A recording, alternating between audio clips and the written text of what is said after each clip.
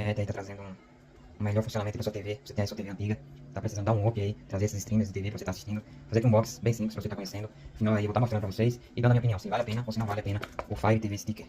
Pronto, como vocês podem ver, eu já fiz aqui a abertura da caixa. Aqui já não existe mais nada, somente isso. Mas voltando aqui para esse lado, temos aqui o controle por voz, né, da Alexa. Temos também aqui o aparelho, né, o Fire TV, esse aqui que vai estar aí trazendo para sua TV toda essa interatividade. E temos também aqui um cabo que liga para alimentação, deixa aqui de lado.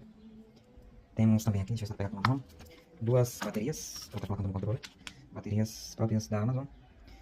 Baterias, e temos também o adaptador de tomada. Tá aqui o adaptador de tomada de 9 watts. Lembrando que a TV também consegue funcionar pela alimentação da TV, pelo USB. Você pode colocar, porém, não é recomendado, por conta que a quantidade de watts que a TV joga, ela joga 5 volts, porém a quantidade de watts não é o suficiente para alimentar corretamente. Então é isso aí, galera. Agora eu vou estar mostrando um pouquinho aí já da apresentação da TV, para fazer a instalação, e já a gente volta. Então, aqui, galera, tá feita a instalação, como vocês podem ver. É uma interação bem rápida, não tem engasgo. O aparelho ele vai ficar aqui bem escondido, não dá nem pra ver na TV.